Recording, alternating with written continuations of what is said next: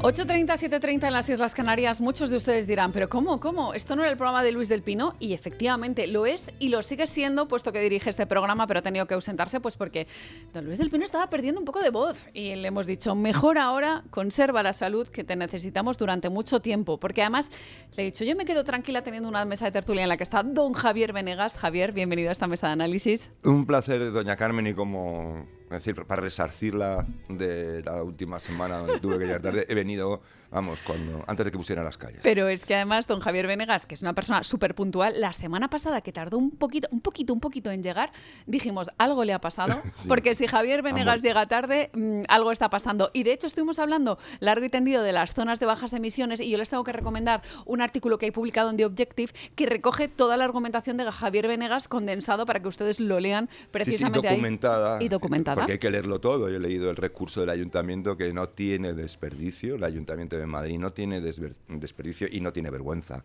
Bueno, digámoslo claramente, es que hay que llamar cosas por su nombre, es que esto es una desvergüenza. Tal cual. Y además tienen ustedes un vídeo en el que recogemos precisamente esa argumentación. Si quieren ver los mejores momentos de este programa, saben que lo tienen en el canal de YouTube y también que los subimos a la cuenta de Twitter, donde Gonzalo Sánchez Arjona pues va recogiendo los mejores momentos. O sea, que usted salga en ese vídeo significa que fue una de las cosas más destacadas de aquella tertulia. Está muy bien, porque esto de que se saquen aquí, hay cosas que se dicen muy importantes y que se pueden condensar en un vídeo, que por lo visto es lo que mucha gente ve y no lo obligas a leer. No sé si está bien no fomentar la lectura, pero como complemento... Pues fíjese, yo escuché alguna vez a alguien que dijo algo así como que si no querías que algo se supiera, lo mejor era escribirlo en un libro. Sí. Entonces ya nadie lo lee, entonces pues pasa como un poco con el Ayuntamiento de Madrid. Hay gente bastante inteligente que lee. Todavía.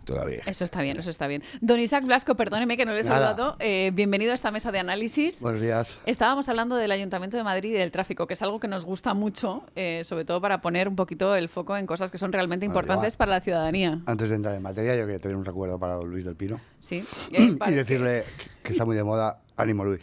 Ánimo, Luis, que se cure, por favor, que eso es muy importante, que mantenga la salud. Bueno, en unos instantes se incorporará a esta mesa de tertulia don Julio Ariza, porque tenemos mucha tela que cortar. Y yo, señores, siendo 13 de octubre, tengo que hablar, lógicamente, de esa resaca política del día de ayer, el Día de la Hispanidad, de ese desfile militar y de la posterior recepción en el Palacio Real. Siempre hay corrillos políticos, que se suele decir, en el que se sueltan pues, ciertas informaciones que nos sirven para estas mesas de análisis, pero sobre todo a veces es importante lo que se dijo, lo que no se dijo y los gestos. Si queréis empezamos por el tema del abucheo de Pedro Sánchez y sobre todo cómo colocaron las tribunas de oficiales, por así decirlo, para que no se escuchara tanto, no resonara tanto el eco del pueblo con esa pitada histórica una vez más al presidente del gobierno. Bueno, yo, a pesar de que colocaron las tribunas como las colocaron para mitigar en lo posible lo que era imposible mitigar, porque hay que decirlo, que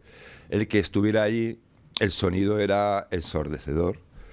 Ya se convirtió en una tradición, además, ¿no? Es decir, y me parece, hay gente que dice que no se debe hacer eso, que es un día institucional, en fin. Bueno, pues hay opiniones para todo, pero es verdad que quien se ha cargado las formas en las instituciones es el propio presidente del gobierno, ha pasado por ellas como Atila, y por lo tanto, pues bueno, pues es una pena, pero estamos en esta situación. Por otro lado, yo creo que han aplicado un filtro. En Televisión Española hay un ruido de fondo extraño, una falta de... O sea, el background de sonido de fondo que suele haber cuando tú tienes un micrófono en primer plano y luego hay un sonido ambiente, que aunque se mitiga con los micrófonos modernos, es evidente que a mí me da la sensación de que se ha metido un filtro dinámico, un filtro no a posteriori, sino dinámico en tiempo real, para eliminar el sonido de fondo, porque de hecho lo que sería igual los cornetines o las cosas que normalmente se deberían oír con un poquito más de nitidez, aunque estén de fondo, son raras. Igual me equivoco, pero a mí me da la sensación de que estamos llegando a los extremos de China, ¿no? De utilizar las tecnologías para que el gran líder pues aparezca como si fuera de porcelana. Y además fue la presencia precisamente de Pedro Sánchez, estaba como muy organizada para que llegara justo a tiempo y se fuera enseguida, sí, ¿no? Sí, todo está cronometrado, es decir. Porque sabe que, como se suele decir, el examen de la calle es muy estricto con el presidente del gobierno. Sí, pero por encima de que esté todo pautado, yo es que creo que esto es digamos, plasma, digamos, la imagen de un gobierno desafecto al pueblo, todo lo contrario de lo que debería ser. Es decir, el pueblo es verdad que está completamente de espaldas al gobierno, pero es que el gobierno también lo está. Ayer faltaron 21 ministros, 21. Es decir, prácticamente todo el gabinete. El presidente del gobierno se marchó con la excusa del viaje a Egipto de esta mañana, que está haciendo ahora mismo. Es decir, que la excusa no se sostiene. De forma que a mí... Igual tenía que volver rápido a la Moncloa para el tratamiento. No lo sé, para lo que sea, pero yo creo que de algún modo la fiesta nacional se ha convertido en una especie de vodevil en el que, como decía Javier, la responsabilidad de que se haya devaluado y deteriorado, yo creo que la institucionalidad del propio acto y el propio respeto por la bandera y por el simbolismo que encierra esta festividad, la tiene quien ha convertido las instituciones en una especie de cortijo privado y las ha desnaturalizado, arrebatándoselas pues al conjunto de la soberanía nacional. Y yo creo que esta es la consecuencia. Bueno, esta es la primera de las noticias, por así decirlo, que dejaba el desfile de la fiesta nacional. Otra de los hechos más destacados fue la ausencia de Santiago Abascal de esa tribuna de autoridades. Señalaba don Isaac Blasco que faltaron también muchos ministros. En el caso de Santiago Abascal lo hizo porque precisamente quería seguir el desfile a pie de calle, por así decirlo, desde su electorado, desde el pueblo. Y con la gente. Con la gente. Y eso pues se contrapone con esto que señalaba don Isaac Blasco, ¿no? Cómo era la desafección del gobierno para con la calle y, sin embargo, cómo es la calle para con Santiago Abascal. Pues yo voy a discrepar y voy a criticar a Santiago Abascal por no haber estado donde tenía que estar. Por una sencilla razón. Porque si Santiago Abascal lo que pretende algún día ser presidente de este gobierno, lo que tiene que hacer es también acoger y aceptar con naturalidad la liturgia institucional. Y eso no significa blanquear al presidente del gobierno, el hecho de no estar en el palco de autoridades. Lo que significa fundamentalmente es desairar a la corona. Y yo creo que eso es un error por parte de Santiago Abascal. Sí. Bueno, estoy seguro, ¿eh? Creo que no están viviendo los mejores momentos de relaciones Abascal o Vox, la formación Vox con la monarquía. De forma que, aunque no sea esa la intención, es inevitable. El rey Abascal no tiene problemas. Déjame que termine. Es inevitable que se haga ese tipo de interpretación, un cuestionamiento, a mí me parece improcedente, de una formación política democrática como Vox, de, digamos, el pilar básico, en mi opinión, del Estado de Derecho, que es la corona. En ese sentido, el propio Alberto Núñez Feijóo le hacía una crítica parecida a Santiago Abascal. Cuando le preguntaban por la valoración, decía que se habían ausentado en concreto los grupos independentistas, grupos nacionalistas, Bildu, y que el propio Santiago Abascal sería quien tenía que dar explicaciones sobre este gesto que ya ven ustedes, que se puede interpretar, como dice don Isaac Blasco, de diferentes maneras. En el caso de Alberto Núñez Feijóo, recordaba el director de ese programa que también se ausentó en la apertura del año judicial. Sí, me lo has quitado de la boca. O sea, quizás también sería... No solo eso, y las declaraciones que hizo. Lo que pasa es que luego, como suele ocurrir en este Partido Popular, que no sabe que quiere ser de mayor, pues dicen una cosa, hacen la contraria, o hacen la contraria y luego dicen una cosa. Porque las declaraciones fundamentales de hace ya, no sé, de un mes de julio, que tampoco está tan lejos, a propósito, seguramente también con vistas a la presentación la inauguración del año judicial, donde iban a no acudir, a no presentarse, a no comparecer, pero ahí la diferencia es que Alberto Núñez Feijóo no estuvo con nadie, es decir, simplemente no compareció. Es decir, es que Santiago Abascal compareció ayer. Lo que no aceptó es comparecer en una asignación de una tribuna, que es distinto, pero tú estás saludando la bandera, tú respetas la bandera, compareces en el acto y estás con el público, que es distinto, es una selección que yo no le veo en absoluto un ataque institucional. Un ataque institucional yo creo que es otro muy distinto. Yo no hablaría tampoco de ataque institucional, hablaría pero de comportamiento improcedente, en mi opinión, con respecto a la consideración que se debe a las instituciones del Estado, incluida la corona. Pero a mí, de verdad, es decir, estamos cayendo en la ñagaza del Partido Socialista. Es decir, había una expolítica por ahí, antaño creo que era del Partido Socialista, hoy supuestamente guerrera con el Partido Socialista, que lanza incluso la prenda de que ese desaire, ese pretendido desaire, porque es que esto a veces funciona como la izquierda, te ponen el nombre y ya genocidio, pues ya no puedes salirte de ahí, ¿no? Es decir, ya no puede decir, "Oiga, ¿genocidio en dónde?". No, hay que hablar de sí, cuánto, menos, más. Y entonces, en este caso, es una especie de desaire institucional. Pues no, señor, es decir, eso lo pone usted. Eso lo pone usted. Yo creo que el pueblo español es bastante inteligente para distinguir. Otra cosa es que, por ejemplo, Santiago Abascal no hubiese estado presente en ese acto, y estuvo presente, decidió no estar en un lugar habilitado formalmente para supuestas autoridades al que no acudieron veintitantos ministros del gobierno de España, ni más ni menos. Y evidentemente hay una competencia por el espacio electoral entre el PP y Vox. Y el PP pues, va a soltar alguna que otra majadería a propósito. Ahí vamos. Van a soltar algún tipo de majadería y entre los dos pues están un poquito tocándose las narices, ¿no? En todo lo que pueden. Pero sinceramente yo creo que si lo que Feijóo quiere es tocar las narices, por decirlo así, de forma contundente, pues yo creo que tiene más fácil, que es proponer una política que entendamos los ciudadanos, porque no entendemos qué propone Feijóo. Yo creo que más que pegarse mutuamente, dime tú qué propones y cómo piensas hacerlo. Dime, por ejemplo, tú, yo como votante le voy a hacer una cosa. Le voy a preguntar una cosa que igual no tiene mucha relevancia para él, pero para muchos millones de madrileños sí la tiene. ¿Usted va a seguir adelante? ¿Va a consentir que las zonas de bajas emisiones siga adelante? ¿Usted va a mandar algún tipo de disciplina respecto a ese tema dentro de su partido, o va a dejar que los alcaldes hagan lo que les salga de las narices, aún en contra del criterio de los tribunales? Por ejemplo, son cuestiones muy sencillas de responder. ¿Qué va a hacer usted con respecto a las relaciones con Estados Unidos y las relaciones superpuestas comerciales con China? Es decir, ¿cómo va a administrar usted esto? ¿Cómo va a administrar usted la transición energética? ¿Está usted a favor de que se exploten los combustibles fósiles? ¿Está usted a favor de que se abran más centrales nucleares? ¿Cuál es su política sobre todo esto? ¿Usted está a favor de la libertad de expresión? ¿Está a favor de este sistema fiscal extractivo? Es decir, deje usted de majaderías de que si este hombre es un peligro para las instituciones. Diga usted qué puñetas ofrece a los españoles. Haga usted política y déjese de memeces. Bueno, se incorpora a la mesa de tertulia don Julio Ariza. Don Julio, ¿qué tal está usted? Días. Muy bien, con ustedes siempre bien. Es un auténtico placer tenerle aquí. Estábamos hablando de esta resaca política del día de ayer. La verdad es que era un día un poco raro porque como generalmente el Día de la Hispanidad cae en festivo, teníamos como un poco el pie cambiado, ¿no? Este domingo así que en algunos sitios pues se ha trasladado el festivo, sobre todo en el ámbito de los colegios, ¿no? Que los niños a veces pasa que no tienen clase, los padres sí, y al final acaba siendo un auténtico jaleo. Los padres tenemos clase, es un jaleo interesante, sí. Sí, que eso a veces les dificulta un poco, lo que se dice la conciliación es un poco complicada.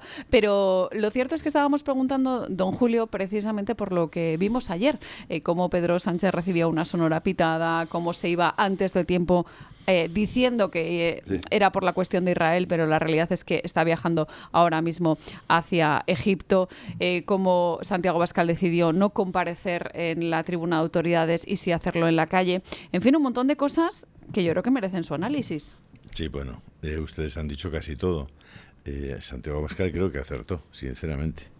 Acertó porque llega un momento en el que no existen instrumentos democráticos para oponerse a la arbitrariedad del gobierno, que consiste en realizar acciones de gobierno que son completamente injustas, que perjudican a terceros, porque ellos no van tanto buscando el bien de determinados colectivos, sino el perjuicio de terceros.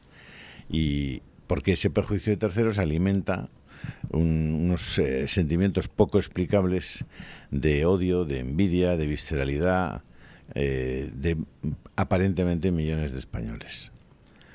Ayer era el Día de la Hispanidad y era un día para estar especialmente felices porque María Corina Machado había ganado el premio Nobel. Pues en ese día Felipe VI y su cohorte o su corte de asesores le dijeron que no felicitara a María Corina por el premio Nobel. El debate se enzarzó en una polémica con la propia Casa Real y con Felipe, y diciéndole que, bueno, pues que no estaba bien lo que había hecho de no felicitar a María Corina, y la Casa Real sacó un comunicado diciendo que el rey nunca felicita a la concesión de premios Nobel a personas que no sean españolas. Visto eso, el debate sacó otra nota, con las notas que había hecho la Casa Real, felicitando al rey, a Obama, a Vargas Llosa, a una serie de personas que nada tenían que ver con la explicación que había dado la Casa Real. Pero lo cierto es que Felipe VI ha seguido sin felicitar a María Corina Machado. Hombre, me parece que el error es muy grave por parte de Felipe VI, muy grave. Porque además Venezuela ha abierto una puerta a la esperanza o una ventana a la libertad para el futuro con ese premio Nobel, y además se abre una ventana también a la política española, que con la caída de ese régimen totalitario puede también tener instrumentos nuevos para acabar con la arbitrariedad de Pedro Sánchez. Así que me pareció que no era el mejor día para que el rey y su equipo se equivocaran tan gravemente. Don Julio, permítame que le traslade la pregunta que hemos lanzado esta mañana a la audiencia a través de esa libre encuesta, pregunta que pongo aquí encima de la mesa. ¿Qué le parece que Santiago Abascal decidiera no estar en la tribuna de autoridades con Sánchez y en lugar de ello viera el desfile de la fiesta nacional mezclado entre la gente? Y lo que es importante aquí son los matices. Atención a las 4 opciones que dábamos. La primera me parece totalmente inaceptable, la segunda tal vez poco apropiado, la tercera me parece bien, pero con matices, y la cuarta realmente magnífica. Bueno, yo lo acabo de decir. A mí me parece que cuando ya no te dejan instrumentos útiles para oponerte a la situación que tenemos en España, pues tienes que encontrar otros. Es decir, el mensaje que ha enviado Vox ha sido: yo no voy a estar con este señor allí donde esté, salvo para hacerle oposición. ¿Puedo Perdón. hacer un pequeño matiz? Eso de instrumentos útiles a mí me parece muy peligroso, porque me recuerda en la parte contraria o la parte extrema, al otro lado, la proclama absolutamente arbitraria y de parte que hizo Podemos cuando dijo que no creía en la soberanía nacional y por tanto no creía en la representación parlamentaria, teniendo diputados como tenía. Habló del principio de los tiempos y optaron por rodear el Congreso. ¿Eso democráticamente es aceptable? Para mí no. Es decir, si yo me considero demócrata, acepto la democracia con todos sus defectos. Y los defectos son el uso torticero de las instituciones por parte de un gobierno sin moral, por ejemplo. Pero yo no me puedo poner a la altura. De manera que si no puedo rodear el Congreso, creo que debo asistir a un acto institucional presidido por el jefe del Estado. Yo creo que eso es estirarse mucho de lo que son las formas. Las formas tienen su lógica, por supuesto, y cuando se pierden las formas suelen ocurrir luego cosas malas, ¿no? La historia lo demuestra, ¿no? Pero en este caso es lo mismo que el gesto que a veces creo que el Partido Popular también ha hecho, abandonar el hemiciclo en un momento dado, ante alguna situación irregular o inaceptable a criterio del líder del grupo, y en el que de momento pues se abandona el hemiciclo, ¿no? Es una especie de acto simbólico de protesta. ¿Por qué? Porque se han agotado todos los cauces, digamos, políticos, legislativos, es decir, y entonces lo único que queda es marcar tu posición absolutamente contraria a lo que consideras un abuso de poder, un atropello, algún tipo de iniciativa que va contra el espíritu, incluso a veces más que el espíritu de la democracia. Yo creo en este sentido polemizar con que Abascal, con que Santi no estuviera ayer allí, me parece que es disparar contra lo que se mueve, ¿no? Es decir, es hacerle el juego al Partido Socialista, ya está bien. Es decir, hablamos luego de que si precisamente quien le hace juego al que Partido Socialista es Vox parlamentariamente en muchas ocasiones, y lo sabemos. Y lo sabemos, y además está consignado parlamentariamente. Sí, bueno, déjame terminar. Vale, es decir, yo te dejo terminar, pero es que hacer el juego al Partido Socialista... Déjeme usted terminar, amiga, que me deja terminar y no me deje terminar. Perdón. Porque parece usted un socialista. Entonces, pues no lo es. No, ya lo sé que no, ya le conozco de hace tiempo. Bueno, la cuestión es que, sinceramente... estamos jugando a un juego básicamente electoralista. Entonces aquí el PP tiene una consigna, tiene mucho poder el Partido Popular.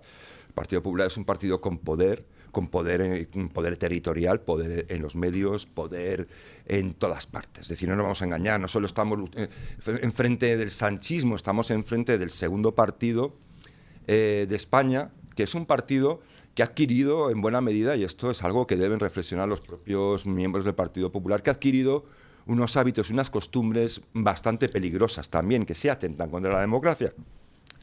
Por ejemplo, el Partido Popular es un partido muy propenso a los vetos.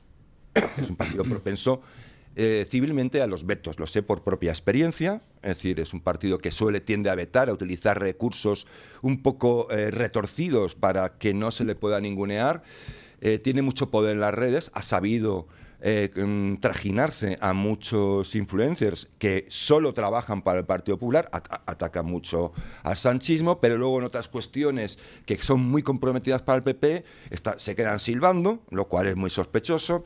Es decir, no vamos a entrar en la memez de decir, es que Santiago ha hecho un no sé qué que pone a la democracia al borde de perder la forma. Mire, no, venga usted con majaderías. Deje usted de hacer el majadero y de tomarnos a todos por idiotas. Es decir, las formas democráticas se pierden en el día a día con las actitudes que ustedes muestran en lo importante. ¿Qué ha pasado con el Tribunal Constitucional? ¿Qué ha pasado? Perder las formas, me dice usted perder las formas, no es perder las formas irse a Bruselas a pastelear el nombramiento de los jueces. Fuera del Parlamento, que es el ámbito legislativo y jurisdiccional donde debe hacerse eso. ¿Hay acaso una pérdida de formas más bestial que esa? De discutir, de pastelear los jueces entre dos partidos, ni siquiera dos partidos, dos enviados, con un extranjero de por medio, que luego encima resultó ser corrupto, fuera del Parlamento Europeo. Eso es perder las formas.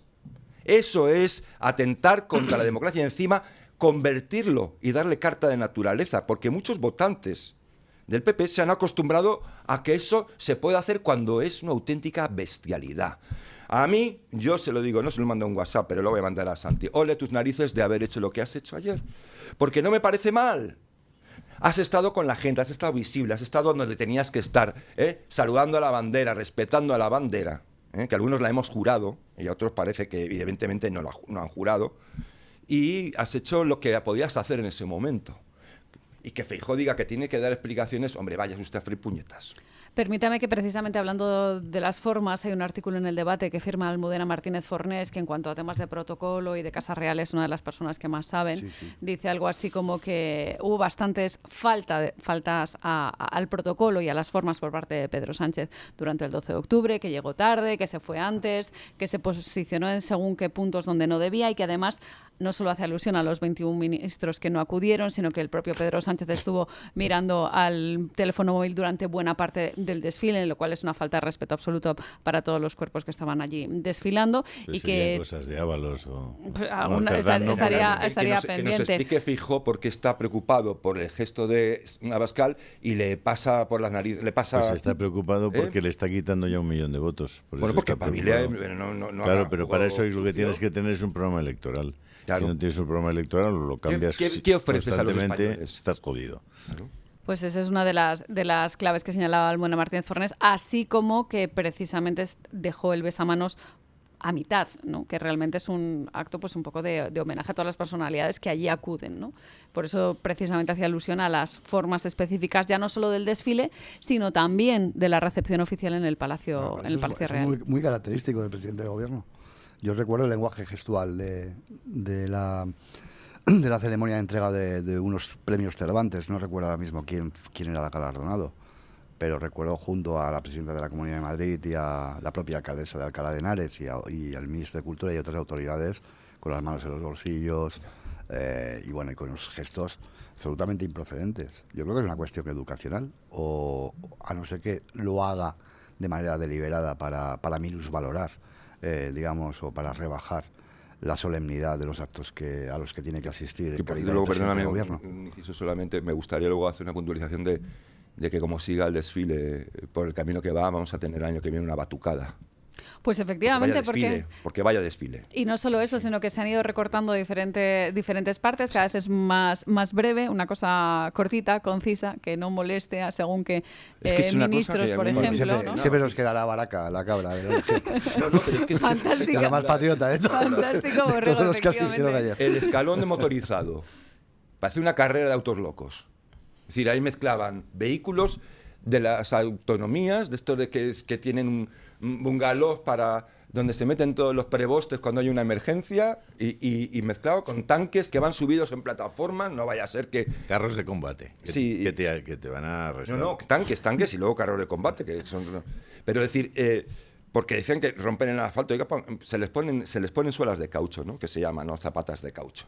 Y además, si se rompen, total, como el acceso a la Castellana prácticamente ya va quedando para aquellos que tienen un coche eléctrico y que son parte Pues del mira, partido o de ya. alguna cosa, es decir, y muy poquitos, pues oye, la arreglen o que vayan dando botes. Es decir, pero vamos a ver, es que es como de intentar banalizar también el desfile, porque los desfiles de del Día Nacional de Francia son un auténtico despliegue sin complejos de lo que es las fuerzas de seguridad, en este caso el ejército de la Guardia Civil, como es lógico porque también forma parte del ejército, y demostrar ante el público, pues oye, mira, este es músculo para defendernos de las agresiones exteriores, ya está. Pero es que ayer, camiones de bomberos detrás de tanques, luego después bungalows, roulots, de no se sabe qué, luego rescatadores de ancianitas. Faltaba ya que pareciera, yo qué sé, el Open Arms subido en un tráiler y desfilando también, ¿no? Y las ONGs. Vaya desfile. Y lo digo, y lo siento en el alma con mis camaradas soldados que desfilaron muy bien y tal, pero en número tan escaso y con una representación tan ridícula, que bueno, que eso no era ni un desfile ni era nada. Y digo yo que vamos a una batucada. Y a ver si alguien viene algún día a reemplazar este gobierno y hace un desfile como debe ser, como un espectáculo, pues que sea espectacular. Ya no queda ni la patrulla Águila, que acuérdense ustedes que era la patrulla acrobática que el año pasado fue retirada porque decían algo así como que las aeronaves pues estaban ya prácticamente obsoletas. Hubo otra patrulla que era la patrulla Mirlo. Bueno.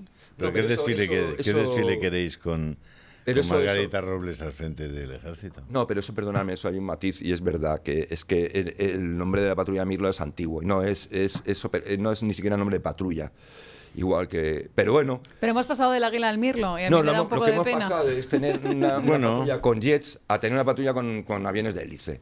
O sea, vamos pareciéndonos cada vez más a Venezuela, con todos respetos a los Pilatus, que son muy buenos, pero hombre, no son para hacer una patrulla acrobática como tal, con cierta prestancia, diga, con una... No sé, hablando de las formas, que dé sensación de que hay un poco de poderío, hombre, ¿no? Bueno, yo creo que las Fuerzas Armadas no tienen la culpa del gobierno que padece. Exacto, ese es el tema, que ellos padecen un gobierno que no apuesta por ello. No, si no es por contradecir a Javier, si sé que Javier se refiere tiene la culpa se llama Margarita Robles, a quien que tiene instrumentaliza, la indignidad de mantenerse en un gobierno que ella sabe que es corrupto. Y luego, ella que es una que fue la magistrada. primera, disculpa, Julio, a la que eludió e hizo oídos sordos a cualquier amago de felicitación por parte del gobierno a la concesión del Premio Nobel de la Paz a María Corina Machado. Sí, pero fue la primera que se remitió Los que están ahí a la paz en Gaza y a unas excusas de mal están parado. ya marcados. Están hablando de marcados defensa, si me como permitís, cómplices de un gobierno. Pero es que claramente corrupto. el papel de Robles ha sido especialmente fariseo desde el principio de los tiempos. Ella se ufanaba, recuerdo que además lo propalaba y exhibía Es que han caído todos esa en la condición de ser independiente, de no pertenecer al Partido Socialista, y yo pensaba, si la gente no tiene memoria, y ella misma no tiene memoria, recordando que fue la secretaria de Estado de Juan Alberto Belloc. Así es. Parece que Así es. se ha encontrado por casualidad con el PSOE en la época de Sánchez. Sí, Es una sí. persona de larga tradición en cuanto a sus vínculos con el Partido Una mujer Socialista. que es magistrada del Tribunal Supremo, vamos, es que me parece increíble. Yo tenía una enorme sorpresa. Yo tenía amistad con Margarita Robles y he tenido una sorpresa muy grande porque entendía que era una persona con sentido común, con inteligencia, con sentido de servicio público, honrada. Caray con Margarita Robles, Dios mío. Porque la posición de gentes que tienen esa pátina legitima a los malos. Ella ha legitimado a los malos y por tanto es tan mala como ellos o peor. Y hablando de Margarita Robles y de defensa, hay una cosa que no debe pasar desapercibida. De hecho, ya hasta el diario El Mundo se ha hecho eco, lo cual es llamativo, ¿no? Es el enésimo aviso de Donald Trump hablando de defensa a la posibilidad, o sea, de que España pues no esté en la OTAN. Evidentemente los estatutos, hay mucha gente que claro, cae en lo gordo, en lo evidente, y dice, no, es que en los estatutos no se contempla la posibilidad de expulsión. Da igual si eso es una cuestión estúpida, absurda, meramente de trámite. Esto basta con que no te hagan caso. Tú puedes estar en la OTAN y convertirte en el primo tonto. Y que nadie te comparta nada, no te metan en ningún lado, entonces te dejen de lado. Bueno, esta enésima advertencia, es decir, porque dicen, no, es que Donald Trump es pragmático hasta la brutalidad. No, sí, pero sus advertencias no son gratuitas. Y está haciendo una advertencia muy clara. Y además coincido con una noticia pasado desapercibida que no está contemplándose en los medios. Y es la operación de defensa del Ministerio de Defensa español, a través de Presidencia del Gobierno, de involucrarse con Turquía en el proyecto de un avión de caza que se llama Taycan, que es un competidor directo del F-35. ¿Vale? Lo cual, bueno, pues puede ser una decisión más o menos técnica que puede justificar lo que es evidente es que es un gesto político. ¿Por qué? Porque el gobierno español quiere ni más ni menos que implicar a Airbus en esa operación. Es decir, y es curioso porque esto ha ocurrido la semana pasada y casualmente la advertencia de Trump viene inmediatamente después, la enésima advertencia. Es decir, esto ha molestado sobremanera. Es decir, estamos buscando no una alternativa al eje atlántico. Esto ya no es una huida hacia adelante de Sánchez, que seguramente tiene algo de eso, de oportunismo. Aquí hay una consistencia bajo el eufemismo de no depender de Estados Unidos, de un movimiento del eje de España fuera, cada vez más fuera, digamos, del ámbito occidental. Y esto, a propósito del desfile de las Fuerzas Armadas, el día de la fiesta nacional, pues es un tema que está pasando por debajo del radar. Hay gente que se alegraría de que no estuviéramos en la OTAN. Hay mucha gente que podría estar alegrada. Yo espero que no tengan que comprobar para qué sirve la OTAN. ¿Para qué sirve la OTAN? Espero que no tengan que comprobar. Desde luego, pero es que tú lo has comentado, Javier. Hablas con las eminencias grises de Moncloa y te dicen que Sánchez está encantado con que Trump diga ese tipo de cosas. Yo tengo constancia por fuentes informativas que están en el entorno del Departamento de Estado de Estados Unidos, que precisamente la diplomacia estadounidense estaba tratando de que Trump no explicitara de algún modo su inquina contra el gobierno de Sánchez, que evidentemente tiene, es decir, que no tuviera, digamos, una salida de pata de banco como la que tuvo, sin criticárselas. Y yo no digo que no tenga razón. Yo digo que Trump no tiene una inquina contra el presidente, es que Trump estamos asistiendo contra España. A mí el presidente me da igual. Exacto, estamos asistiendo a una estrategia, yo creo que muy pautada y muy pensada de Estados Unidos con respecto a sus relaciones con España y a la consideración de que España está dejando de convertirse, como bien decía Javier, en un socio fiable. Y en toda esa planificación está, por ejemplo, el haber puesto a José Luis Rodríguez Zapatero bajo el radar por sus vínculos con el chavismo. Está evidentemente la censura que se ha producido desde Estados Unidos con el alineamiento de España en ciertos momentos, o de España, ¿no?, del gobierno de España y de su presidente en ciertos momentos con los terroristas de Hamás, como bien pasó en un comunicado oficial de la Secretaría de Estado, nada menos, norteamericana, reprochando a Sánchez esa complicidad o esa suerte de connivencia que fundamentalmente lo que hacía era engordar a los terroristas de Hamás en el plano internacional. Quiero decir, estamos asistiendo a una serie de acometidas, yo creo que muy pensadas, y Trump probablemente haya precipitado los acontecimientos. No, pero es que el problema es estamos asistiendo, si me permitís, a la liberación de un montón de hombres. Imaginad en este momento cómo deben estar sus madres. Yo a lo que iba, Julio, perdón, y acabo rapidísimamente, es al hecho de que da la sensación de que a Sánchez le parece favorable a sus intereses para animar a su propia parroquia a este tipo de desaires, pero bueno, pero me permite, eso lo que a lo que apunta es a la falta de visión de estadista de Sánchez. Voy a elevar la evidentemente gravedad. Estas cosas no salen gratis.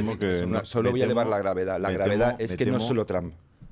que tienes publicidad, Javier. Exacto. Don Julio está muy No, acertado. yo le ayudo. Gracias. Porque don Javier Si no está Julio atento muy a eso. fuerte. Madre A ver. mía, es que me están dejando aquí apartada. En cualquier caso, eleva la gravedad Javier Venegas a la vuelta de publicidad y ya les digo que vamos a hablar de muchas cosas, como por ejemplo la felicitación que nos llegó por parte de Estados Unidos para homenajearnos con motivo de la hispanidad directamente desde la Casa Blanca. Vamos a hablar de esos rehenes que señalaba don Julio Ariza que están siendo liberados y de muchas otras cosas, como por ejemplo qué está pasando en Venezuela a raíz de la concesión del Premio Nobel de la Paz. Y de las tierras raras, que don Javier creo que conoce mucho de eso. Pues vamos por ahí. Tenemos un lío. Pues a la que vuelta de vayan publicidad. preparándose las bolsas y los mercados.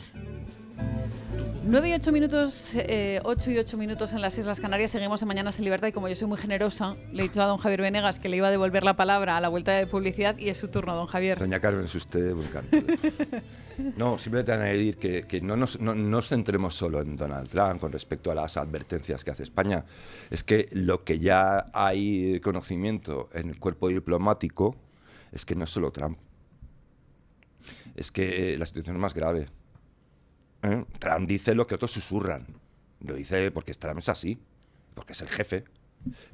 Pero lo que hay ahora mismo en los ambientes diplomáticos no es ya una inquietud respecto a la inconsistencia o imprevisibilidad de la política exterior española. Es que consideran que eso ya no es así. Que España es un problema. Eso es lo que circula ahora mismo en ambientes diplomáticos, el problema español. O sea, es que nos estamos metiendo en un jardín que no es solo Trump. A ver, que nos vamos enterando. O sea, que si Sánchez quiere jugar la estrategia de convertirse en el líder anti-Trump para ganar votos, oiga, se está convirtiendo en el líder anti-todos. No solo anti-Trump, sino ante cualquier aliado. Entonces, bueno, yo no sé si eso nos va a beneficiar, ¿eh? No, y sobre todo llama la atención ese mensaje directo de Donald Trump, por ejemplo, cuando yo decía que nos había felicitado a España por el Día de la Hispanidad. Estados Unidos había utilizado directamente esa felicitación por la fiesta nacional para señalar los desmanes de Pedro Sánchez, cuando hacía alusión concretamente al compromiso en el gasto de defensa.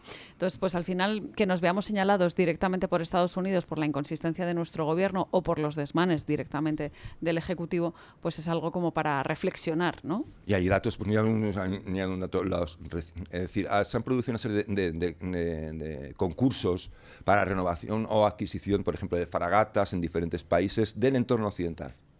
Bueno, normalmente España no es que hubiese ganado todos los concursos, ni mucho menos, pero en algún lugar hubiese metido baza. Bueno, pues nos hemos quedado a 3 velas. Ahí, evidentemente, la confianza, mejor dicho, en estos tiempos revueltos a nivel geopolítico, es la divisa más importante. Y ahora mismo la divisa de la confianza española cotiza muy a la baja.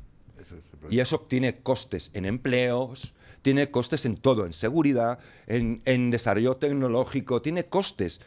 ¿A dónde vamos nosotros solos? Aquellos que se crean que podemos volver a la autarquía y que nosotros tenemos una buena industria militar, pero no es una industria militar suficiente en comparación con otras potencias. Necesitamos a los demás. Pues a eso me refería cuando si los asesores áulicos de Moncloa y el propio Pedro Sánchez creen que estas cosas salen gratis, se equivocan de plano porque, como dice Javier, No, que crean ellos, no, la gente la afectación es general. De todas formas, yo creo que las autoridades norteamericanas y la administración Trump saben disociar lo que es un gobierno absolutamente desnortado de un país que siempre ha sido un socio fiable en el conjunto de geoestratégico occidental, más allá de que evidentemente este tipo de decisiones absolutamente exóticas por parte de Pedro Sánchez por intereses personales y fundamentalmente electoralistas tienen una factura, evidentemente, que suponen el pago de un alto precio por parte de Estados Unidos, como ha resumido Javier. Pero yo creo que es más, no solo es oportunismo. Ahí en Sánchez siempre hay un mix entre el oportunismo de hacia adelante y algo más siniestro. Es decir, es que Sánchez no hace más que viajar a China. Es que no se ve, es que cada vez se ve menos con los líderes occidentales, casi obligado, pero es que a Xi Jinping lo va a ver cada 2 por 3. Hay que preguntarle a Zapatero, como siempre. No, es que eso es lo que iba a decir. La deriva de España, la pérdida de confianza no se ha hecho ahora. No. Es un trabajo de demolición que empieza en 2004 con Zapatero. Pero Javier, perdóname. Y eso se paga carísimo. En Estados Unidos son plenamente conscientes Claro. de que la tutela en política exterior la lleva Zapatero. Y que Sánchez está absolutamente condicionado por lo que diga Zapatero en ese ámbito como en tantos otros. Y que Álvarez no deja de ser una mera comparsa. Además, aparte de todo, hay un hecho que se ha dejado en un lado como si fuera una cuestión ahí. Es la infiltración en los dispositivos electrónicos de miembros del gobierno y del propio presidente de Pegasus. Eso hubiese sido en cualquier nación normal una causa de Estado. Aquí se ha dejado pasar como si fuera un problema técnico, ¿no? Es que se quedó sin batería el móvil del presidente. No, señor. Entonces, ¿qué garantías tenemos de que Sánchez ahora mismo lo que hace lo haga simplemente porque es una bebida hacia adelante o porque está en manos de terceros? Claro, pues esa es una pregunta que lanzamos como entre comillas, ¿no? O ponemos encima de la mesa. Estamos muy pendientes, lo saben ustedes, de la liberación de los rehenes. 7 en concreto, según las fuerzas de defensa de Israel, estarían ya en territorio israelí. Hay una polémica, don Julio, se la lanzo, la pongo aquí encima de la mesa, y es que dentro de los 2.000 presos palestinos que se van a canjear por esos rehenes, ya ven ustedes cómo es la comparación, 20 rehenes aproximadamente por 2.000 presos palestinos, pues ha señalado Israel que había solicitado Hamás directamente a 3 altos cargos del grupo terrorista, que ha decidido en un último momento que no se incluyan en esa lista de 2.000 presos palestinos, por lo cual decían pues algunas voces que estaban preocupados porque la lista de esos rehenes que se van a liberar llegue completa. En un primer momento se dijo que iban a ser 20 los liberados entre hoy y mañana, entre el lunes y el martes. De momento hay 7 ya liberados y la liberación la está gestionando Cruz Roja Internacional. Hacia Egipto en particular está viajando Pedro Sánchez y hacia Israel directamente Donald Trump, que dijo que iba a estar allí precisamente para recibir a todos estos rehenes. Esta mañana hablábamos precisamente de si hubiera sido posible el Premio Nobel de la Paz a María Corina Machado sin un gobierno de Donald Trump, y también añado, en cuanto a la liberación de los rehenes en Israel, ¿ustedes creen que hubiera sido posible llegar a ese punto sin la mediación de Donald Trump? Yo creo que sí, porque no hubiese sido posible. Si el hecho de que Donald Trump compitiera por ese premio Nobel lo que ha forzado de alguna manera que se lo dieran a Corina con todo el merecimiento. Es el principal dedicatario del premio por parte de Corina, es el propio Trump. Porque decir, Trump, al César lo que es del César, podrá gustar más o menos, podrá tener algunos momentos que se puedan considerar equivocar, podrán lo que tú quieras, pero Trump ha hecho por la paz. Hombre, lo que ha hecho, muchísimo más que lo cualquier que, memo lo de que, los últimos lo que ha años. hecho Trump integrando a Qatar, a Turquía, a Irán incluso, a Arabia Saudita en este asunto, es que es histórico. Es inimaginable. Inimaginable. Es histórico. Es verdad que yo creo que aquí la gente no percibe la dificultad desde el punto de vista diplomático que tenía esa operación, el enorme riesgo que tenía y lo bien que ha salido. Ahora, es ojalá, una cosa increíble, ¿no? El intercambio de verdugos por víctimas resulta moralmente difícil de asumir, pero es así. Al final lo que están intercambiando es a 2.000 asesinos por 20 víctimas que han sobrevivido a una matanza completamente criminal, ilegítima. ¿Y sabe usted que los ataúdes que van a llegar con desgraciadamente, los que ya no están vivos, de los rehenes, tienen que ser inspeccionados previamente por las fuerzas de seguridad porque ha habido casos en donde había explosivos dentro?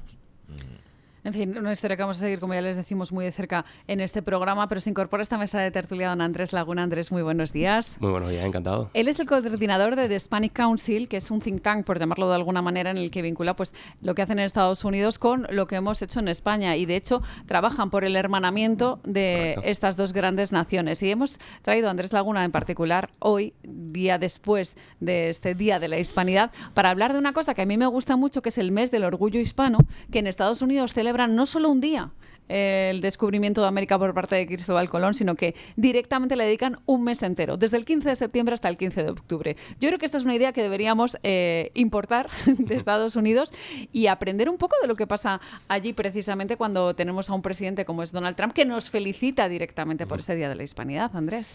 Efectivamente, pues primero muchas gracias por el espacio, y sí, el mes de la herencia hispana es eso, son 30 días, desde el 15 de septiembre hasta el 15 de octubre, en el que se pone en el valor a un nivel pues, institucional, a nivel federal, las contribuciones no solo históricas, sino actuales de la comunidad hispana en Estados Unidos. Debemos recordar que ahorita mismo son más de 65 millones de hispanos los que viven en Estados Unidos. Eso es un 19% de la población. Históricamente se ha visto a la población hispana pues, como un grupo demográfico de importante pues, peso político. Así se ha reconocido desde 1968. Que es la primera versión de lo que hoy conocemos como el mes de la herencia hispana. Fue un demócrata, de hecho, en su momento, el presidente Lyndon Johnson, que había instaurado una semana de la herencia hispana, pero no fue hasta 1988 que Ronald Reagan, un republicano, pues lo expandió hasta un mes, que es la celebración que conocemos hoy en día. Entonces, es una manera de celebrar todas esas contribuciones que hace en Estados Unidos pues, el país potencia que es hoy por hoy.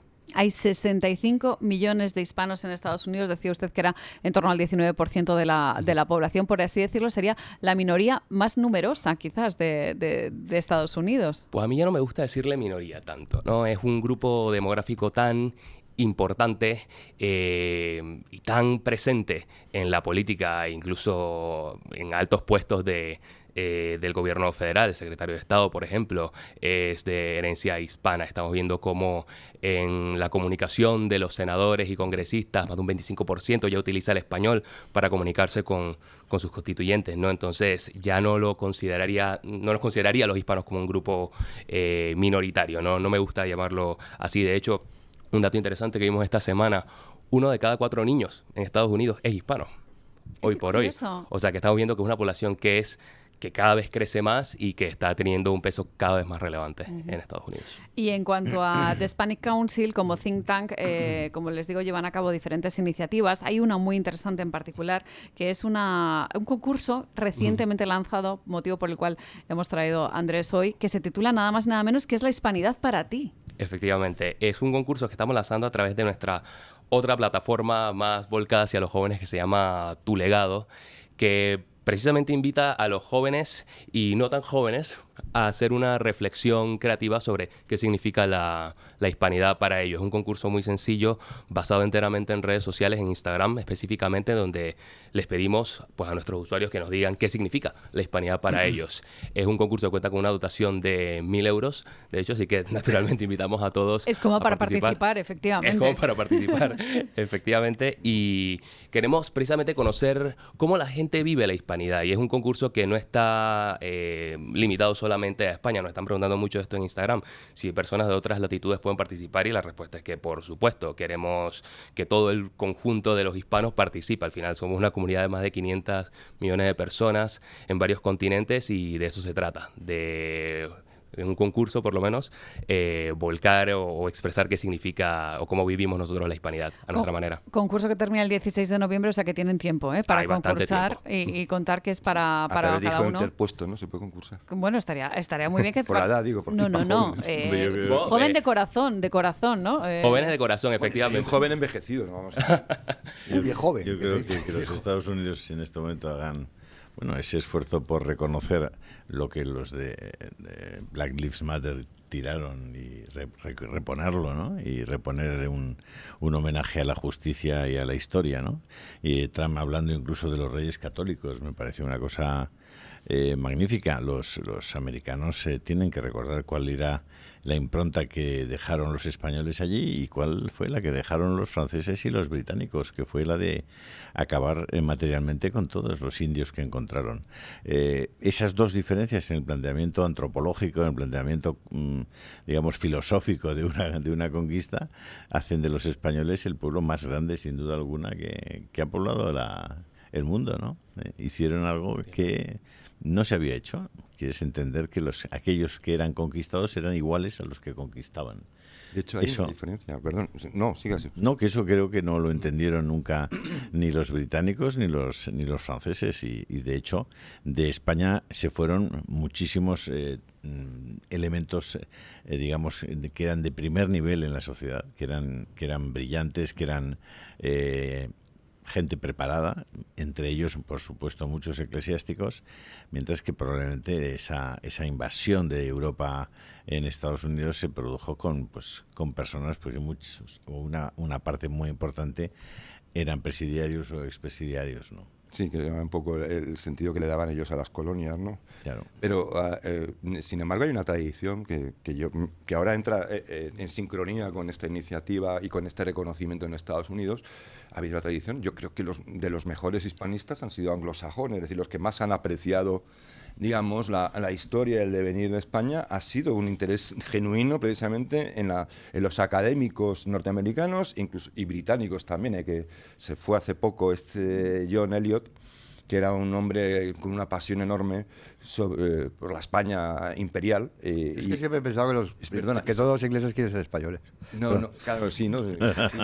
Lo digo de verdad. Pero soy de Benidorm, soy una autoridad para Les gustaría ser Blas de Lezo. Perdona. Les gustaría ser Blas de Lezo. No, pero sí, bueno, no, de hecho sí, pues porque se quedan viviendo aquí, o sea, algo habrá, ¿no? Sí, claro. Los que pueden. No, por ejemplo, hay una cuestión de mera magnitud para comparar el Imperio Británico con España. Entonces dicen, por superficie, se supone que el Imperio Británico fue el más grande de la historia. Sin embargo, el consenso de los historiadores, sociólogos, antropólogos, es que el Imperio Británico fue un imperio, aparte de depredador, meramente administrativo, de administrar las tierras y sacarles una rentabilidad. En cambio, el español fue un imperio con proyección filosófica. Es decir, el alcance del Imperio Español fue mucho mayor que el del británico y se está viendo hoy en día. Es decir, en realidad fue bastante más grande porque tuvo una trascendencia que el británico no ha tenido, ni va a tener. Entonces, claro, esto hay que ponerlo, como se dice, no voy a decir poner valor, hay que sacar pecho. Pero no por hacer soflamas gratuitas ni memas, sino por decir, es que las cosas son así. Claro, por destacar una realidad. O sea, al fin y al cabo, algo que hemos hecho en The Hispanic Council es pues, destacar o sacar pecho de esa huella que ha tenido España en Estados Unidos por más de 300 años. El mito fundacional, por ejemplo, de Estados Unidos es el mítico Mayflower, ¿no? En 1620, ¿no? Pero ya 107 años antes estaba Ponce de León, en las costas de Florida. Ya en 1565 se había fundado San Agustín de la Florida. Exacto. Todo esto antes de que llegaran los peregrinos a Nueva Inglaterra. Entonces, es algo que lamentablemente vemos que también se desconoce muchísimo entre los jóvenes, pero que cada vez se está empezando a apreciar un poco más. Y de hecho ya estamos viendo pues cómo... No sé cuántas ciudades había fundadas en Estados Unidos con bastante más antigüedad que Mayflower, pero había como un montón, ¿eh? Claro, no, el San Agustín por destacar la más importante. Claro. Y en California Ya había muchas misiones en California, por ejemplo. Bueno, y Fray Junípero Serra está ahí en el Capitolio, con una estatua bien honrado por parte de las autoridades estadounidenses. O podemos hablar también, por ejemplo, de Bernardo de Gálvez. Es que son muchas las personalidades que han fundado, o sea, han sido cruciales para fundar una nación como Estados Unidos. Permítame también que les recomiendo un artículo que estaba disponible en la Gaceta de la Iberosfera, que a mí me lo hizo llegar don Julio Ariza a través nada más y nada menos que de su Telegram y de su WhatsApp. Estoy hablando de Apología de la Hispanidad, la mayor gesta espiritual y civilizatoria del mundo contemporáneo. Un artículo de Neomar Hernández, que él es natural de Caracas y que nos cuenta cómo España se entregó a la tarea de creación del nuevo mundo. O sea, fue realmente una misión concreta llevada a cabo por una serie de personas que decidieron, pues eso, crear ese nuevo mundo que ahora pues tiene diferentes denominaciones. En cualquier caso, si quieren hacerse con todos los artículos y comentarios de don Julio Ariza, sepan que pueden suscribirse al Telegram y al WhatsApp. Y de hecho, si nos están viendo a través de pantalla, sepan que tienen disponible un código QR, que es la manera más sencilla de suscribirse, y además, en particular si no al canal. quedan satisfechos, les devolvemos el dinero. Y además que es cero. Que es cero. Como es completamente gratuito, pues ya ven ustedes. Sí, es la ventaja. No hay ningún problema para la devolución. No, se devuelve todo el dinero Todo que íntegro. pongan en el canal de Telegram y de WhatsApp. Íntegro. Sí. En el caso de Andrés Laguna, que viene por parte de Hispanic Council, sí que ponía, por así decirlo, encima de la mesa el orgullo que tienen en Estados Unidos de nuestra vinculación con España. Y yo quería preguntarle en particular si a raíz de este segundo mandato de Donald Trump, ¿usted cree que se han limitado ciertos movimientos que generalmente venían vinculados a la izquierda, ¿no? Y que eran esos movimientos woke en contra de España, con esos hashtags de nada que celebrar y cosas así, para cambiarlos por lo que nos une, que realmente es lo que nos vincula directamente con Estados Unidos. Claro, lo que estábamos viendo,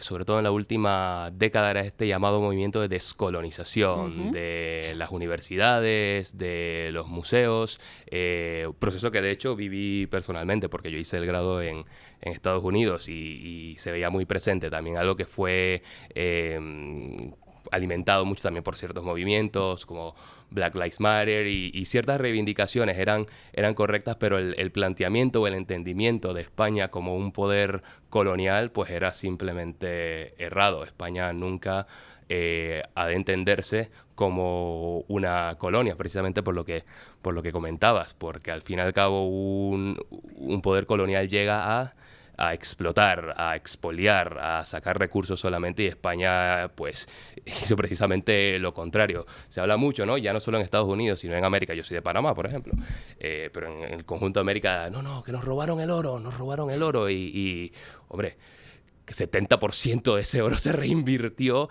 y se ve en las catedrales, se ve en las universidades que fundó España. Mucho en el techo de Santa María la Mayor, lo puedes ver. En el techo de Santa María la Mayor. Esto acabó en China. Entonces, ¿lo sabéis? No lo sabíamos. Sí, al final acababa en China, porque China siempre fue una potencia comercial. Sí, claro. Entonces, toda Europa y toda América, las materias que elaboraban allí en China, que eran inexistentes en el resto, se llevaba todas las divisas. O sea, uno de los vídeos que acabo de colgar en Telegram ayer por la noche es la pintura roja que echaron dos locas en el Museo Naval ayer, que destrozaron materialmente un cuadro precioso de 1892. Me quedé horrorizado. O sea, parece que los técnicos lo han podido salvar a último. Salvar. Sí, porque actuaron inmediatamente y parece que no va a quedar se adhiere, pero van así es perfecto. Pero no son locas, don Julio. Son gente violenta. Ya. Son gente violenta, convencido de que... ¿Cómo se llama? La izquierda es un grupo muy... En particular, las dos activistas se definían como miembros de Futuro Vegetal, que es el nombre de este organismo. Pues, Cerebro vegetal. Tampoco sabría cómo calificarlo, es un grupo de izquierdas, pero... ¿Ves la bandera de Palestina? La rascas con la uña y es una bandera roja. Es la misma que la de Pablo Iglesias comparando a María Corina con Hitler, ¿no? Exacto. O sea, que yo me quedé diciendo, bueno, pero usted, don Andrés, cuando escucha a un político español que ha sido vicepresidente del gobierno decir que se lo podían haber dado a Hitler. Ya, escandaliza un poco, naturalmente. O sea, es que yo no sé cómo se puede calificar esto, ¿no? Al hilo de lo que comenta Julio, yo sí le quería preguntar a Andrés cómo se percibe en Estados Unidos, digamos, ese complejo que hay en una parte de la sociedad española con respecto a su pasado. Pues en función de estos movimientos mal llamados descolonizadores que han tenido lugar en la última década, nuestra lectura es que en Estados Unidos también han tenido esa visión quizás demasiado crítica de ellos mismos, incluso. ¿Cómo ellos perciben esa lectura que los españoles actualmente hacen de su pasado? Pues yo creo que no la entienden, ¿no? Yo creo que igual en Estados Unidos ellos se cierran mucho en sus propios temas domésticos. Sin embargo, lo que sí estamos viendo es que de alguna manera en España, como en otros países, sí que se ha importado esa narrativa, insisto, mal llamada descolonizadora, y se ha querido pues retroalimentar o más bien incendiar un poco más a aquellos que reniegan del pasado y de la historia, que de nuevo, no hay, como dice Marcelo Bullo, no hay nada por lo que pedir perdón, hay mucho que celebrar. Yo creo que la gesta que hizo España, y lo digo como panameño, como hispanoamericano, como de parte de esta comunidad que todos somos parte, fue algo simplemente trascendental por el simple hecho de que en ese momento creamos una nueva raza, creamos la globalización entre todos. Entonces, eso es lo que yo creo que hay que rescatar, sobre todo cuando tenemos estas perchas y estas fechas que nos permiten pues recordar esas grandes gestas y esos grandes hitos que, no es poco decirlo, transformaron la historia. Lo que pasa es que yo, perdón, Carmen, Oye, ya saben los oyentes que nos pueden escuchar en directo a través de Twitter, ¿no? En Twitter y en eso YouTube. cómo funciona? Pues simplemente se tienen que meter en nuestra cuenta, que es @Radio Libertad ES, y ahí está el de streaming en directo. Y también en y YouTube. pueden comentar entonces. Y pueden comentar. Y en YouTube y ponernos también. a caer de un burro. Bueno, No, digo yo, que decir pueden, cosas, ¿no? Puedo decir cosas juiciosas, porque en particular No, eso seguro. sobre este tema. Y si lo siguen ya, que vean que en Twitter pueden mostrarles en un momento dado el icono de la cuenta de Twitter de Radio Libertad con una cosa que pone en directo. Ahí, porque justo. está emitiendo en directo en ese momento. Así es sencillo. Solamente es clicar ahí y lo puede usted ver. Para que luego digan que no. Y en Estados Unidos nos pueden escuchar. En cualquier parte del Todas mundo. las partes del mundo. Don Isaac Blasco creo que tenía una pregunta más. No, decía que... Se me ha ido, la verdad. Que se me ha... Yo tengo una. Vaya. Aprovecho. Tranquilo. Eso, si no está usted atento aquí, meten el cazo enseguida, ¿eh? Meten el cazo. Yo es que vengo de lunes y los lunes vengo con No, ya me he acordado. Ha perdido el tiempo. Te pasó el turno. Vaya, bueno, te pasó venga. el turno, mi amigo. Solo decir una cosa. También es muy importante porque nosotros somos gente, como Dios manda, gente crítica, como que es el principal, uno de los valores principales de Occidente, la capacidad crítica de criticarse a sí mismo para mejorar. Y es que evidentemente todo el proceso de la asimilación, de la integración, porque es un imperio agregador de América en una idea común, también tiene sus episodios equivocados, sus pequeños desastres, sus pequeñas injusticias o grandes injusticias y tal, pero que eso no quita, porque eso forma parte de cualquier proceso humano a gran escala, que eso es así, porque siempre hay buenos y malos, siempre hay gente, o sea, decir, los españoles no son todos buenos, por el amor de Dios. No somos buenos, pero tenemos las leyes de Burgos, que son la primera Declaración Universal de Derechos Humanos de la historia. Y esa es española. Y esa es de unos señores que eran católicos.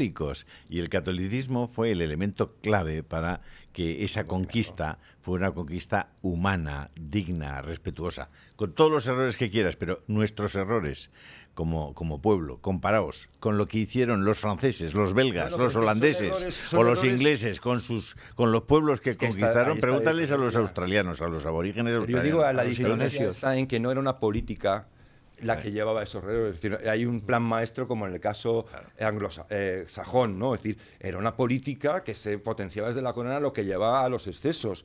Aquí los excesos eran a veces gratuitos, es decir, había un virrey que de repente era un pirao y entonces empezaba a hacer barbaridades hasta que se mataban en medio. Javier, la política era magnánima. Exacto. Los seres humanos que fueron allí eran codiciosos, eran avariciosos, Eran humanos. Pero la política, la gran política que practicó España y el Imperio Era Español distinta. fue una política de reconocimiento de los derechos humanos que no practicaba nadie, que nadie había descrito, No, y sobre todo que nadie porque era había un imperio concebido, cristiano porque seguían 200 años después con los esclavos negros en las plantaciones de algodón. Claro, es decir, y era un imperio, es decir, con esa halo cristiano en el sentido de que el cristianismo que ha aportado grandísimas cosas a Occidente, la primera de ellas es la igualdad ante la ley, porque la igualdad ante Dios es lo que deviene luego la igualdad ante la ley. Si hay una igualdad ante el ser supremo, Javier, tiene que haberla más aún en la tierra, en ¿no? 1960, Claro. 1960, en Central Park, en Nueva York, en los bancos para sentarse en el parque ponía "Only for whites", Claro. solo para blancos. Exacto. En los hoteles de Nueva York, en 1960, los ascensores eran "Only for whites", y había un negro dentro que era el que le daba al botón para botones, que subieran el los... botones. O sea, por favor, es decir, nos vienen a contar historias. Estamos de coña. No, pero eso es importante matizar, que es así, es decir, ni todo es blanco ni todo es negro, pero existe la verdad. Es decir, ese relativo que no todos son buenos o todos son malos. Sí, bueno, no entremos en ese debate moralista falso. Entremos en la constatación de los hechos. Es decir, estamos hablando de hechos. Entonces ya no hablamos de buenos o malos, hablamos de hechos. ¿Cuáles son los hechos del Imperio Español y cuáles son los hechos del Imperio Británico? Ya está. Ya, y a partir de ahí vamos a descubrirla. Pues este jueves en Barcelona, ¿lo sabes esto? Hombre, Carmen? claro, el día A 16 ver. concretamente, en Barcelona, el Club de Amigos organiza un evento en el que va a estar don Julio Ariza. Además, si no me equivoco, va a estar acompañado de un grandísimo hispanista como es Marcelo Gullo. Fantástico Y tipo. lo mejor de lo mejor, porque José Javier va a Esparza estar José Javier y Esparza, Fernando Paz. que desde esta casa, pues de hecho, hacen una grandísima labor en favor del conocimiento de la historia, tal y como es, con los datos encima de la mesa, que es lo más importante, yo creo. Contar al mismo tiempo, con Paz, con Gullo y con Esparza en una mesa, en fin, yo no me lo pierdo. pierdo. En Barcelona El y jueves hablando de hispanidad. Hay que llamar, ¿dónde hay que Ahí llamar? es nada. Porque hay que apuntarse, porque hay luego una cenita así, como un Más picoteo importante, para charlar. Que entren a través del Club de Amigos, que ya lo saben, en la cuenta de Fundación Periodismo y Libertad.es, que esa es por así decirlo, nuestra página web. Ahí encuentran toda la información. Y si no, que nos llamen por teléfono directamente aquí. Al 91-616-2464. Fíjense ustedes, se lo sabe directamente. 91-616-2464. Pero hay que llamar porque de verdad que no habrá sitio, sino plazas a limitadas. ver si vienen los del Spanish Council. Hispanic Estaremos Council, encantados. que además, de hecho, hacen una labor encomiable en favor de la difusión del legado hispano, ya no solo entre los jóvenes a través de la plataforma Tu Legado, sino directamente a través de Hispanic Council, que vamos a recordar, de hecho, la página web www.hispaniccouncil.org, si no me equivoco. Es Hispanic, no Spanish. No, Hispanic Council, Andrés, porque una son cosa, hispanos. además tú has estudiado en la Universidad de Navarra. Efectivamente. Eso sí. te honra, yo soy de allí, de Pamplona. Escucha, ya se te ve bien preparado. ¿Qué es el Hispanic Council? ¿Dónde tiene la sede y quién lo financia? Claro, tenemos sede aquí en Madrid y también tenemos una actividad bastante importante en Washington. Ese es un think tank que ya lleva más de 10 años funcionando. Nuestra principal misión es precisamente destacar el legado hispano a nivel cultural, a nivel histórico y a nivel económico en Estados Unidos, y se financia a través de donaciones independientes. De hecho, quien quiera apoyar la labor que realiza The Hispanic Council puede entrar a nuestra web y hacer donaciones. De esa manera se sostiene, y a partir de una comunidad que ya supera los 80.000 las 80.000 personas la última vez que contamos, y que gracias a ellos podemos hacer nuestra labor divulgativa ya por más de 10 años, gracias a Dios, y pretendemos seguir en los próximos 10 y más. luego 20, y luego Y luego 30, 20, y Luego y se luego apoya 40. mucho el gobierno español, ¿no? Bueno, estamos abiertos a recibir todos los apoyos que puedan llegar, porque creemos que es una actividad la que realizamos que pues es importante, es necesaria y que verdaderamente pues, Vale la saca pena. pecho de nuestra... A eso de iba, nuestra a eso iba yo, que es lo que se me había olvidado. Es que quería hacer esa comparación tan triste que está poniendo sobre la mesa don Julio con respecto a la actitud del gobierno hacia la hispanidad y el enaltecimiento por parte de Giorgia Meloni de la figura de Colón, que no sé si has visto. Fíjense ustedes, un efectivamente. discurso viral que se ha hecho viral en el que reivindica la figura de Colón como genovés. Y está en su derecho a hacerlo porque es así. Pero quiero decir, ¿qué diferencia? ¿Se refiere al almirante español Colón? Ojo, que hay polémica. Nacido en Génova, o según algunos, No.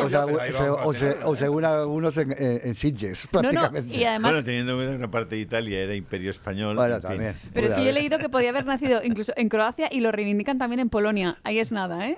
Sí. Cristóbal Colón es ciudadano del igual mundo. que en Italia se dice que la batalla de Lepanto la ganaron los de... A ver, La todos Victoria tiene- la sabemos Victoria que tiene Colón, muchos padres. todos sabemos que Y la Colón era derrota- valenciano. Lo que pasa es que los valencianos Por no eso lo queremos, disfruté no lo tanto queremos.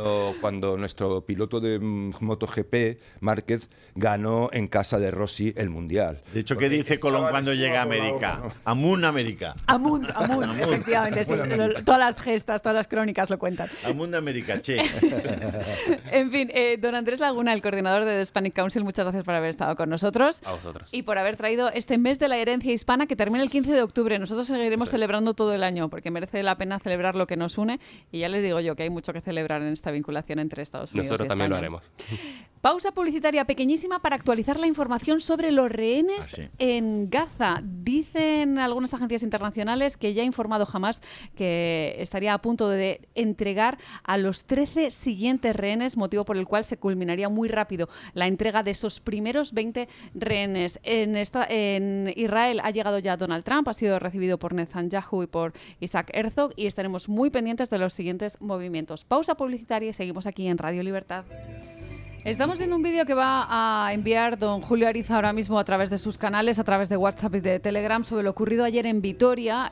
Sepan ustedes que se produjeron graves incidentes y en concreto hay 19 detenidos después de una manifestación del 12 de octubre. Una manifestación que empezó de manera calmada, pero que luego pues, se produjeron una serie de enfrentamientos, y a mí lo que me llama la atención precisamente es cómo la Policía Autonómica Vasca no acudió pues, a diluir esos graves disturbios que, como les digo, hay personas heridas, a las 13... A ver, para ser exactos, los que se manifestaban por la hispanidad transcurrieron, como siempre lo hacen, con absoluta tranquilidad y normalidad, y llegaron unos tipos de Bildu, estos del gobierno, que están en el gobierno de España, y sus cachorros, y empezaron a lanzar unas piedras del tamaño de un adoquín a la policía, digamos, la local, Ertzaintza, ¿no?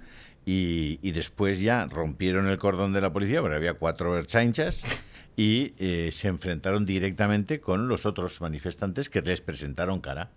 Entonces, bueno, es lo de siempre, ¿no? Es decir, unos se manifiestan en paz y los otros buscan el lío bustal, y luego al final es que es un enfrentamiento entre dos. No. Son unos señores que no quisieron ser destruidos por otros señores. O sea que, en fin, ahí tenéis el vídeo, es espectacular el vídeo, en tanto lo voy a colocar ahora en... Y recuerda a lo peor de la Kale Borroka, que por desgracia nunca se terminó de ir, ¿no? Porque en muchas ocasiones se nos ha dicho que en el País Vasco pues ya reinaba la paz, y luego a la luz de estas imágenes Esta es la terribles, normalización, ¿no?, del del País Vasco. Además, es que, pues acaso, es que se nos ha olvidado. Pero la paz esa que vino con ETA, que ETA nunca ha entregado las armas. No sé si la gente, igual hay gente muy joven que no lo sabe. Se supone que el acuerdo de paz, entre comillas, como si hubiera una guerra, que no había tal guerra, había un grupo de terroristas contra una sociedad que era la sociedad española. Y ya está. Entonces se les ganó, se les dio pal pelo, con mucho costo, es verdad, pero en el momento en que se puso los pantalones a cuadros un gobierno, se le dio a ETA para el pelo, y hubo un señor que es Zapatero, que decidió que no quería acabar con ellos del todo porque iban a ser útiles si los metían en las instituciones, que eso así ha sido, ¿no? Pero que conviene recordar que esta gente no ha entregado las armas. O sea, hay armas en poder de Bildu, que es el heredero de ETA, y sabe dónde están, porque esas armas no se han entregado. Alguien sabe dónde están, ¿no? Pero Javier, no solo no han entregado las armas, sino que se han infiltrado las instituciones. Claro, que es lo peor, es una traición a la democracia. Comiéndole la tostada completamente al PNV. Y hay un ejemplo que no tiene nada que ver con el terrorismo directo, pero sí con el enaltecimiento de la banda terrorista y del mundo Kale Borroka, que son los campamentos estos lamentables de adoctrinamiento de críos, en los que ha podido pasar de todo sin que lo sepamos. Yo el otro día escuché al líder del Partido Popular en el País Vasco, del residual Partido Popular en el País Vasco, pero tenía más razón que un santo, porque hablaba de que el PNV era connivente y cómplice de situaciones absolutamente anómalas que la propia sociedad vasca, por su propia idiosincrasia, tratan de, digamos, de orillar o de arrinconar, ¿no? Y eso, al final, es también, en mi opinión, un síntoma de cierta deterioro, de cierta degeneración democrática. El hecho de que... Y social, es una degradación social. Claro, digo, hablando de la sociedad vasca, o del conjunto, o de la mayoría de la sociedad vasca, ¿no? Y yo creo que ahí la responsabilidad, evidentemente, es de quienes han sido cómplices de 40 años de terror terrorista, pero también de quienes, de algún modo, como se decía antiguamente, recogían las bellotas que las nueces, ¿no? Pero las nueces que se... Era más bellotas. Que caían al suelo después de agitar el árbol. Y ese partido tiene una designación muy clara, que es el PNV. No, bueno, es que, es decir, es una de las... tradiciones más apocalípticas de una democracia en Occidente, es el blanqueo de Bildu. Oye, que a Otegi se le dio un premio, ¿no? Un premio que el Partido Socialista promocionó, porque claro, en el lenguaje orwelliano, Otegi es un hombre de paz.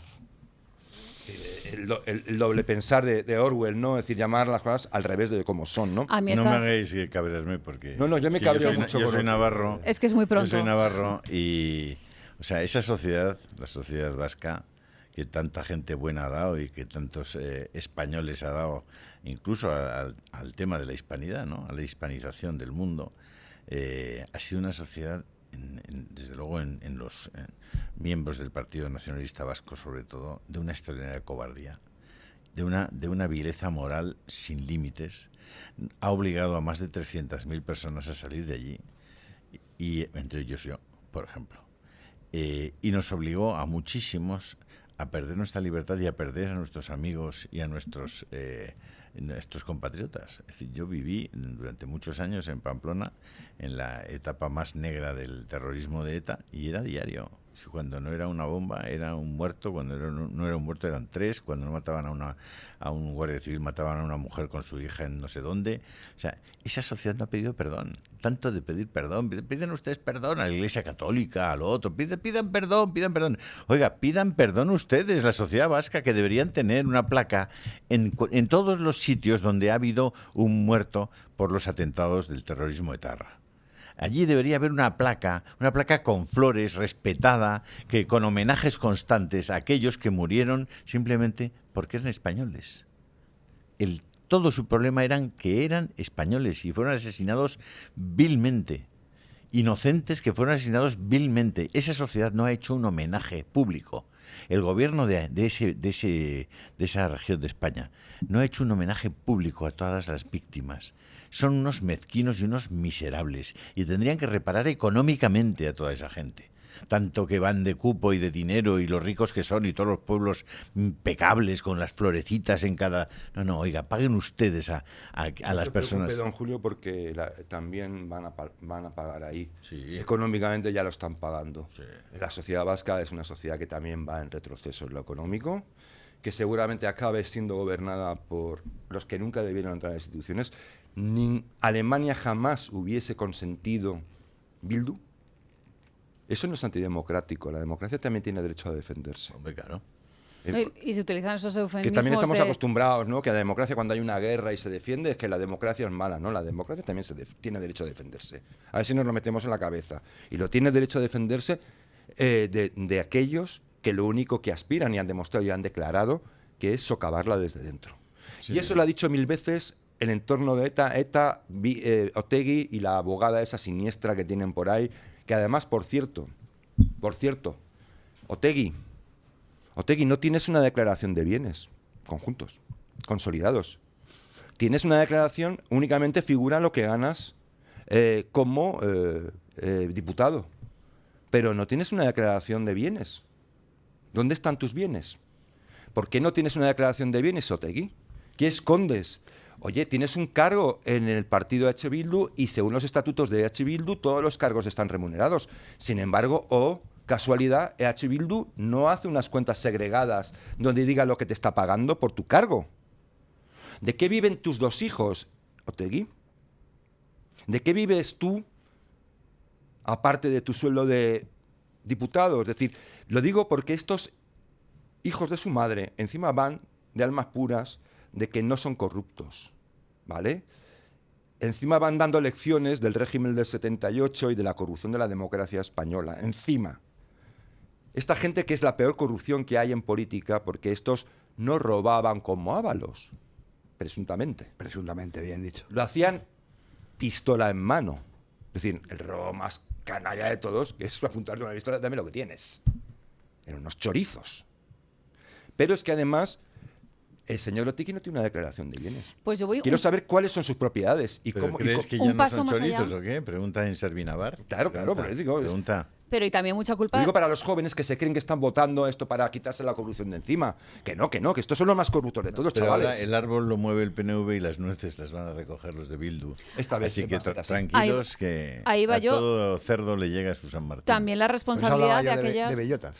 Sí. Al final estaba bien... Estaba bien tirado lo de las bellotas. También la responsabilidad de aquellas personas desde las instituciones que permiten que no exista esa declaración de bienes por parte de Arnaldo Otegi. Porque realmente lo que están haciendo es permitir que se salten todas las líneas de transparencia, etcétera, etcétera. O sea, si se pide para todos, que también se pida, lógicamente, pues para Arnaldo Otegi. Si no, pues ahí está esa duda, ¿no? Precisamente de por qué se lo están permitiendo. Duda ninguna. Bueno, no tenemos ninguna duda. Efectivamente. Los que son corruptos, capaces de asesinar, porque la mayor corrupción posible es asesinar a un ser humano, y más un ser humano inocente, imagínate todo lo demás. Es que le importa un bledo. O sea, no tiene código moral para nada.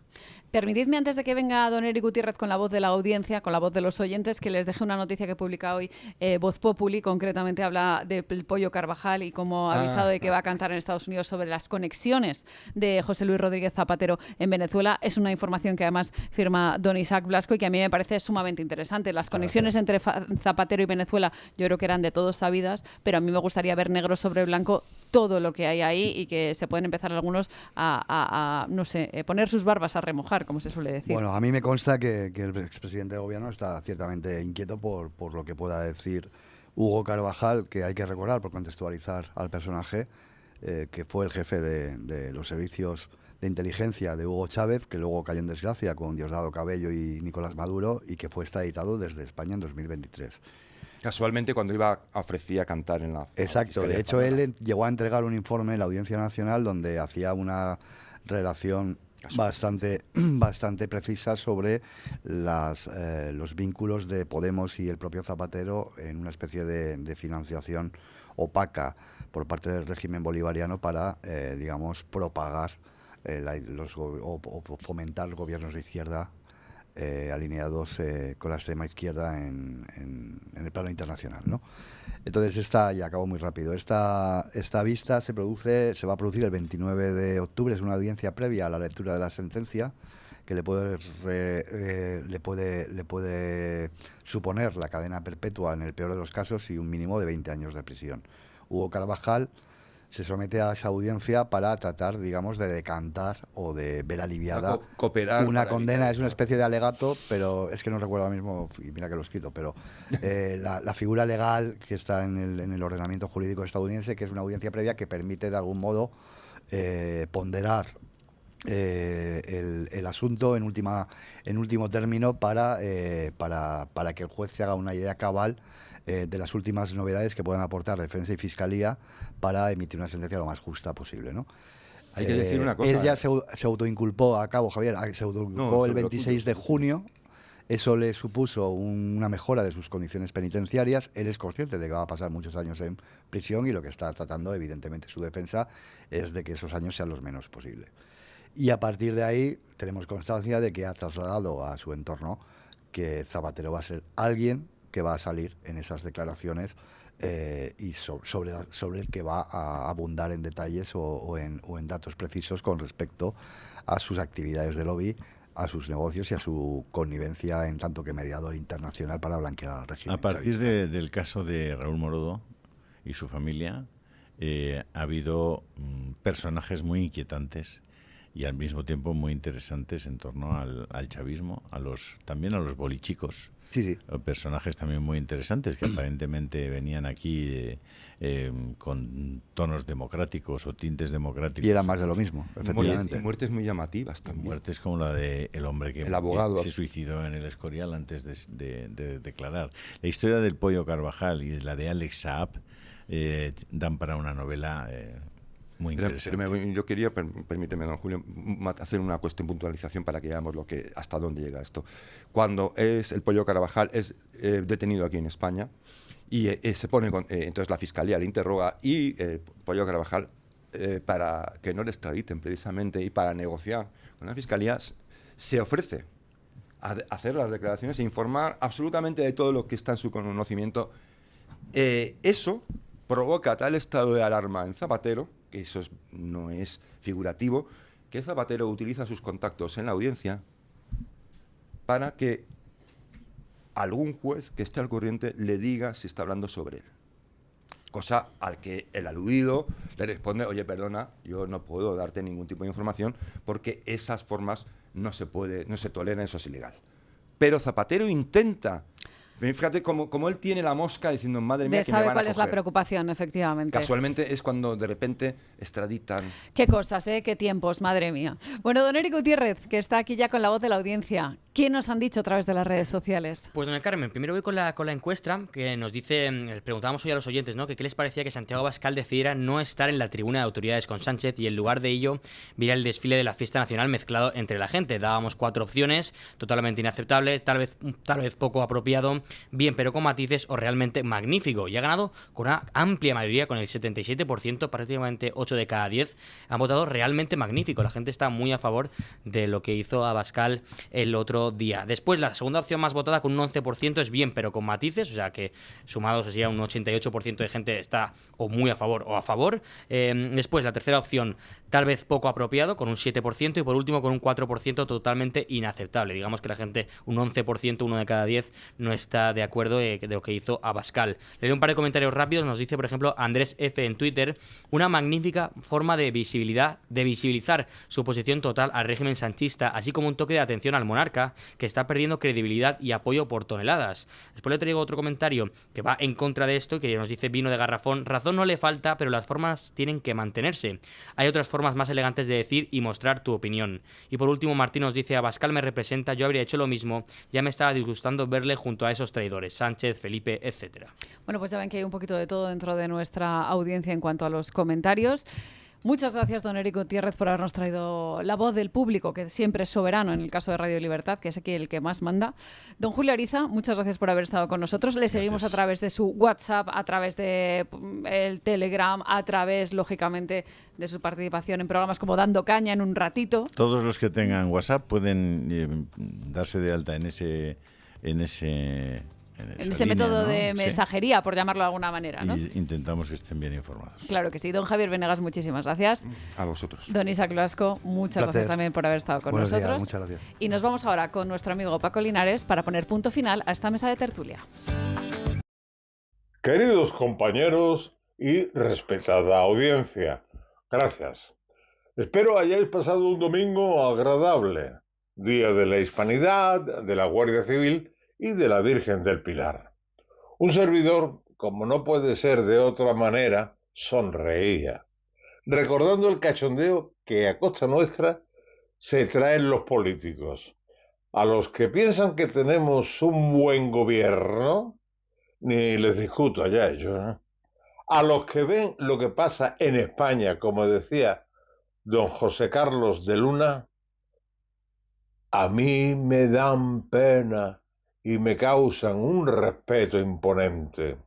De Núñez Feijóo no me fío ni un pelo, aunque me encantan algunos discursos, sobre todo cuando se copia de Santiago Abascal, de Vox. ¿Cómo me puedo fiar de un señor que en Galicia fomentó la inmersión lingüística cuando todo el centro izquierda que representa el Partido Popular creen en la unidad de España? Pero como cobra por hablar, pues habló. Los otros días Feijóo dijo en el Congreso, refiriéndose a Sánchez: usted estará en el mes de octubre en la comisión de investigación del Senado. ¿Sabe una cosa? Usted es el máximo responsable de todo. Usted está tan bringado como los otros, como ellos. Y el felón y mentiroso Sánchez se rió de él y de toda España cuando socarronamente le dijo: ¡ánimo, Alberto!, causando risotadas como me las imagino en típicas tabernas y puticlubs, risotadas en las bancadas del PSOE y de sus cómplices, que son cobradores sin frac. Pero el colmo de la hilaridad es cuando José Manuel Álvarez, ministro de Exteriores de este gobierno, al que aplauden tantos terroristas, afirmó que España ha tenido un papel clave en el acuerdo entre Israel y Hamás.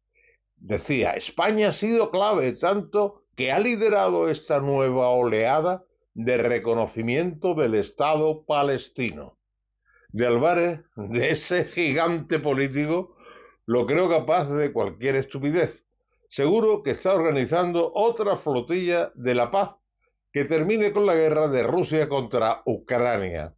Hace que Putin, pretenderá, o le pido que Putin, que lo haga, que se quede allá con Ada Colau, como te dirá Sánchez.